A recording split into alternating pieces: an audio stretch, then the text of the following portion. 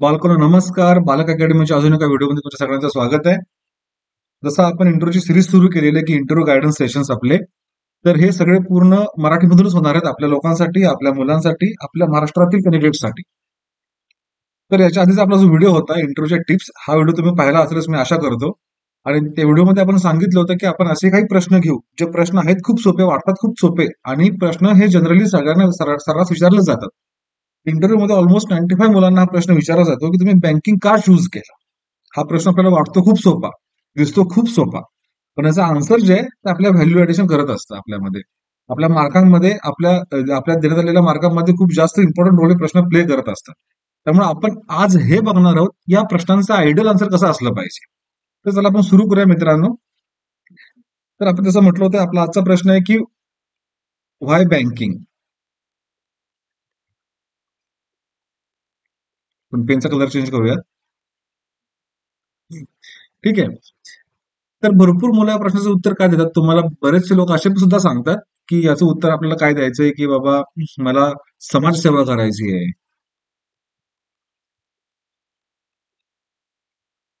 किंवा मला शेतकऱ्यांची सेवा करायची आहे. ठीक आहे.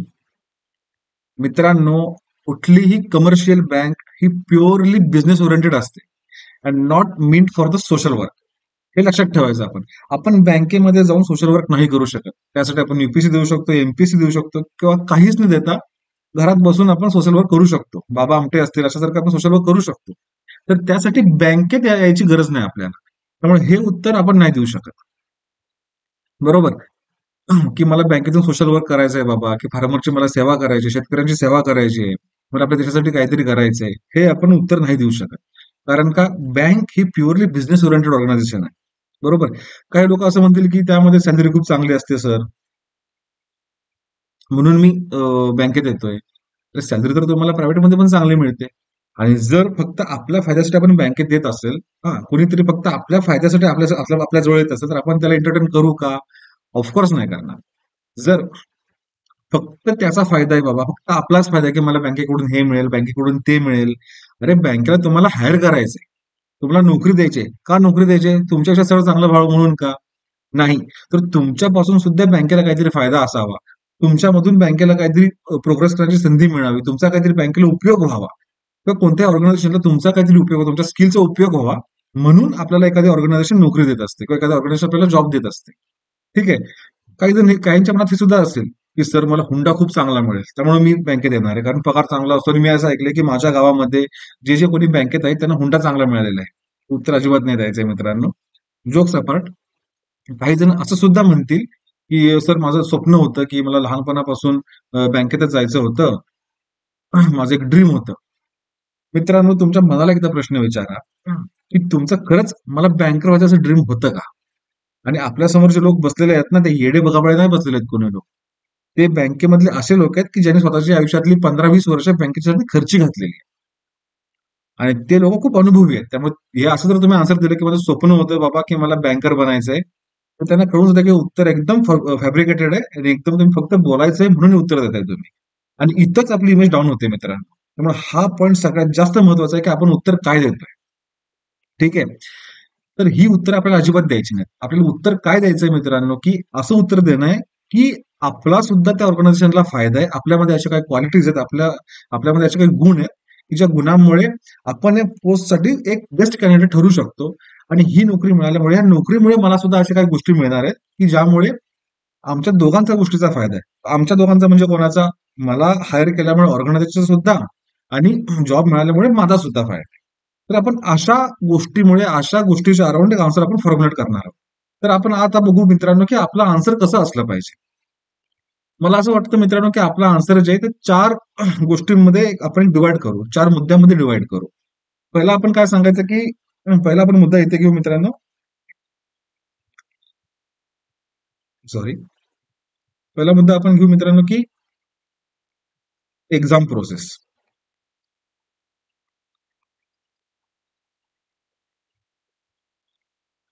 त्यांना सांगा, इंटरव्ह्यूला काय सांगायचं की सर माझ्या घरची परिस्थिती, आर्थिक परिस्थिती एवढी चांगली नाहीये. त्यामुळं माझी आत्ताची जी कंडिशन आहे त्यानुसार मला एक चांगला जॉब मिळणं, तोही लवकरात लवकर माझ्या फॅमिलीसाठी खूप जास्त महत्वाचं आहे. आणि मी भरपूर एक्झाम बद्दल तपासणी केली सर, भरपूर एक्झाम बद्दल माहिती मिळवली. पण मी हे बघितलं की UPSC मध्ये खूप वेळ द्यावा लागतो अभ्यासासाठी,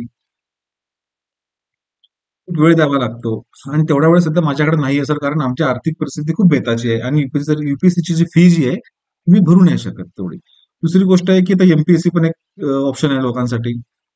MPSC तर सांगायचं की सर MPSCचा मागचा काही ट्रेंड बघता त्यांचे रिझल्ट खूप उशिरा लागतात किंवा एक्झामची प्रोसेस आहे खूप टाइम टेकिंग आहे. आणि मला ह्याच्यामध्ये अनफेअर प्रॅक्टिसेस पण आढळलेल्या आहेत. त्यामुळे मी एमपीएससी कडे सुद्धा नाही वळलो. तिसरी गोष्ट अशी आहे की बँकिंग एक्झाम मध्ये सगळ्यात महत्वाचं काय मला असं आढळलं सर, की banking exam time to time होतात, क्विक असतात आणि ट्रान्सपरंट असतात. आणि बँकिंग एक्झामचा अभ्यासक्रम सुद्धा सर मी चांगल्या प्रकारे कव्हर करू शकतो. ठराविक वेळेमध्ये माझा आवाक्यातला अभ्यासक्रम होता आणि ह्याचे क्लासेस घेण्याची किंवा याचं कोचिंग घेण्याची किंवा हे शिकण्याची फीस जी होती किंवा आर्थिक रिक्वायरमेंट जी होती, फायनान्शियल रिक्वायरमेंट जी होती, ती खूप कमी होती आणि माझ्या खर्चामध्ये बसत होती. त्यामुळे मी असा निर्णय ह्या सगळ्याचा बाजूने एक विचार करून निर्णय घेतला, की मला बँकिंगकडेच वळायचं आहे. कारण एक्झाम टाइम टू टाइम होतात, सिलेक्शन लगेच होतं, एक्झाम झाल्यापासून जॉईनिंग ती लगेच मिळते. एक्झाम एक्झाम प्रोसेस जी आहे ती पूर्णपणे ट्रान्सपरंट आहे. माल प्रॅक्टिसेस होत नाहीत. दुसरं कारण काय सांगायचं की सर माझं एज्युकेशनल बॅकग्राऊंड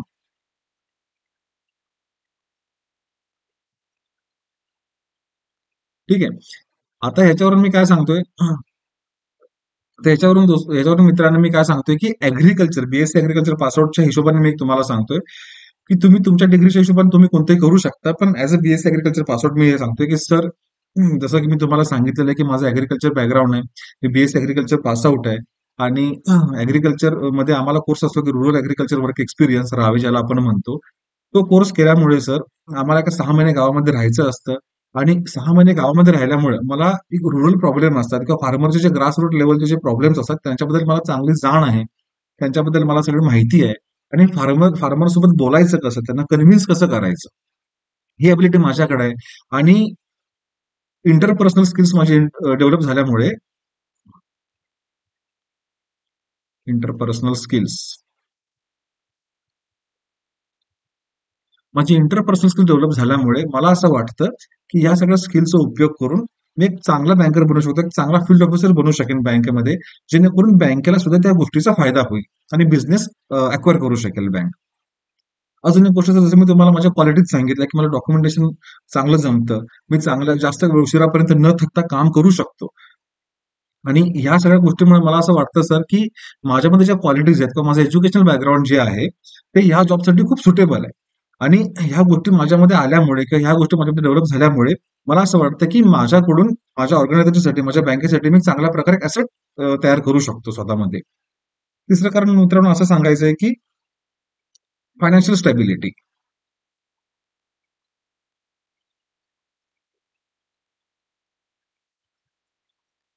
की सर माझ्या परिवाराची किंवा माझ्या कुटुंबाची आर्थिक परिस्थिती बेताची आहे, एवढी चांगली नाहीये. त्यामुळे सर मला एक असा जॉब हवाय, की जो जॉब मला एक चांगली सॅलरी सुद्धा देऊ शकेल. चांगला पगार सुद्धा मिळवून देऊ शकेल. आणि मला असं वाटतं सर, की मी बँकिंग सेक्टरमध्ये आलो तर मला पगार सुद्धा एवढा चांगला मिळेल, की माझ्या कुटुंबाला मी जीवनाचा एक चांगला स्तर देऊ शकेल. त्या जीवन जगण्याची एक चांगली पद्धत त्यांचं जीवन जगण्यासाठी त्यांना चांगलं वातावरण मी त्यांना मिळवून देऊ शकेल. त्यामुळे मला असं वाटतंय सर, की बँकिंग जॉब माझ्यासाठी खूप चांगला आहे. आणि चौथं तुम्ही काही सांगू शकता, की तुमचा एक पर्सनल इंटरेस्ट होता किंवा तुमच्या वडिलांचं स्वप्न होतं किंवा तुमच्या आईचं स्वप्न होतं, की माझा मुलगा एक चांगला अधिकारी बनावा. हे तुम्ही सांगू शकता. कोणतंही इमोशनल रिझन जरुरी नाही, की सांगितलंच पाहिजे. पण तुम्ही सांगू शकता. पण कधी सांगायचं जेव्हा आपल्याकडे एक चांगलं व्हॅलिड कारण असेल, तेव्हा सांगायचं. याला आपण नाव देऊ, की इमोशनल रिझन. पाचवा एक आपण पॉइंट घेऊ, रिस्पेक्ट. त्यामध्ये काय सांगता येईल आपल्याला मित्रांनो, की सर जेव्हा आता आमच्या गावामध्ये सुद्धा एक बँक आहे आणि मी हे बघितलंय की बँक अधिकाऱ्याला एक खूप समाजामध्ये मान मिळतो, त्यांच्याशी सगळे आदराने वागतात. आणि जर मी बँक अधिकारी झालो तर मलाही तो सन्मान मिळेल, मलाही तो मान मिळेल आणि मलाही लोकांची सेवा करायची एक संधी मिळेल, जेणेकरून माझ्याकडे डिसिजन मेकिंग पॉवर सुद्धा असेल, की जेणेकरून मी शेतकऱ्यांपर्यंत कुठल्या स्कीम्स असतील किंवा कुठल्या योजना असतील, लोन्स असतील, क्रेडिट फॅसिलिटीज असतील, याचं एक हेल्पिंग हँड म्हणून शेतकऱ्यांना मी एक देऊ शकेन. आणि हे सुद्धा मला एक सॅटिस्फॅक्शन देऊन जाईल. तर ह्या सगळ्या पॉईंट्सना मित्रांनो आपण समराईज करू आन्सरमध्ये. की समजा आपल्याला इंटरव्ह्यूअरने विचारलं, की व्हाय शुड वी सिलेक्ट यू? किंवा तुम्ही बँकिंगच का जॉइन करायचा निर्णय घेतला? व्हाय बँकिंग आफ्टर युअर ग्रॅज्युएशन? तर याला आपण असं समराईज करू मित्रांनो, की सर माझी आर्थिक परिस्थिती खूप बेताची आहे. माझ्या घरची आर्थिक परिस्थिती खूप बेताची आहे. त्यामुळे मला एक असा जॉब हवा होता. मला अशी एक नोकरी हवी होती, की जी मला लवकरात लवकर मिळेल. त्याचा सिलेबस खूप जास्त मोठा नसेल आणि मी त्याची तयारी कुठूनही करू शकेन. आणि मला एक्झाम दिल्यापासून त्याचे रिझल्ट लगेच लागतील आणि माझं सिलेक्शनची प्रोसेस लगेच होईल. तर सर मी खूप विचार केला या गोष्टीबद्दल. मी बाकी एक्झाम बद्दल सुद्धा माहिती मिळवली. युपीएससी बद्दल माहिती मिळवली तर मला असं कळलं की त्याचा सिलेबस खूप मोठा आहे. त्या सिलेबस कव्हर करायला मला वेळ खूप लागणार आहे आणि त्याची फीस जी आहे ती खूप आहे. एमपीएससी बद्दल सर सुद्धा असंच आहे की त्यांचे रिझल्ट लवकर नाही लागत, एक्झाम सुद्धा वेळेवरती नाही होत आणि तेवढा वेळ आणि पैसा मी आत्ताच्या घडीला खर्च नाही करू शकत.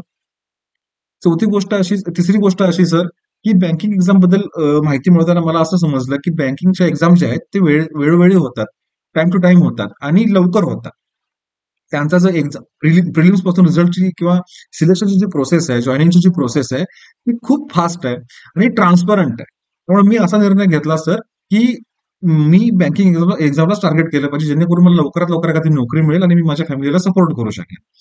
दुसरी गोष्ट अशी असेल, की माझं एज्युकेशनल बॅकग्राऊंड जसं की तुम्ही जाणताच, की मी ॲग्रीकल्चर पास आउट आहे आणि ॲज अ फील्ड ऑफिसर जर मी झालो, तर ॲग्रीकल्चर बद्दलचं नॉलेज मी माझ्या बँकेला देऊन बँकेचा क्रेडिट पोर्टफोलिओ वाढवायला त्याची मदत होईल. आणि सर मी रावी प्रोग्राममध्ये गावात राहिलो असून 6 महिने, त्यामुळे गावातले जे ग्रासरूट लेवलचे प्रॉब्लेम आहेत, जे शेतकऱ्यांच्या ज्या ग्रासरूटच्या समस्या आहेत आणि शेतकऱ्यांना कसं कन्व्हिन्स करावं, त्याचे इंटरपर्सनल स्किल्स माझ्यामध्ये येऊन गेलेले आहेत सर. त्यामुळे एखाद्या बँकेत जर मी फील्ड ऑफिसर झालो, तर मला अशी शाश्वती आहे, मला अशी खात्री आहे, की त्या एरियामधल्या फार्मरसाठी मी काहीतरी करू शकेन आणि आपल्या बँकेचं नाव मोठं करू शकेन, आपल्या बँकेसाठी मोठा बिझनेस आणू शकेन. कारण त्या स्किल्स माझ्यामध्ये आलेल्या आहेत. तिसरी गोष्ट ही बँकिंग जॉब चूज करायचं कारण सर, की फायनान्शियल स्टॅबिलिटी. जसं की मी तुम्हाला सांगितलं, की माझ्या घरची परिस्थिती सध्या आर्थिक परिस्थिती खूप बेताची आहे किंवा खूप चांगली नाहीये.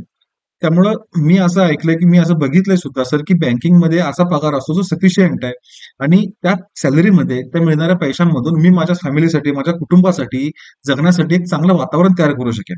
त्यांना जगण्याच्या चांगल्या संधी देऊ शकेन. जीवनात त्यांना चांगल्या संधी देऊ शकेन. त्यामुळे सुद्धा मी असा जॉब जॉब चूज केला. चौथं सांगायचं आपल्याला कुठलं तरी असेल तर इमोशनल रिझन, की सर माझ्या आईचं सुद्धा असं एक स्वप्न होतं, की मी एक अधिकारी बनावं. माझ्या वडिलांचं सुद्धा स्वप्न होतं, की एक अधिकारी बनावं, एखाद्या बँकेत चांगला अधिकारी बनावं आणि स्वतःचं नाव कमवावं. तर हे सुद्धा एक कारण आहे सर. आणि 5वं म्हणजे आमच्या गावामध्ये सर एक बँक आहे. मी हे लहानपणापासून बघतोय, की बँकेतल्या अधिकाऱ्यांना चांगला मान मिळतो समाजामध्ये. त्यांच्याकडे चांगल्या नजरेनं बघितलं जातं. त्यांना त्यांच्यावरती करप्शनचा कुठला डाग जास्त करून लागत नाही आणि असं एक व्यक्तिमत्व स्वतःमध्ये घडवायला सर मला नक्कीच आवडेल. आणि ह्या सगळ्यांचा विचार करून मी बँकिंगमध्ये याचा निर्णय घेतला. तर असं जर आपण आन्सर दिलं, तर ह्या आन्सरमध्ये आपण काय सांगतोय, की आपला सुद्धा बँकेला काय फायदा होईल आपल्या एज्युकेशनल बॅकग्राऊंड किंवा आपल्या स्किल्स मधून, बरोबर, आणि बँकेचा आपल्याला काय फायदा होईल.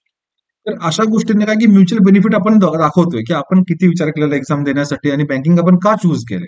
तर देन अशा लोकांसाठी भरपूर लोक तुम्हाला याचं उत्तर असंच देणार आहेत, की सर माझं स्वप्न होतं किंवा मला शेतकऱ्यांसाठी काहीतरी करायचंय. हे लोक 100 लोक देणार आहे. हे उत्तर देत ना 100 लोक देणार आहे. आपल्याला गर्दी नाही बनायची आहे.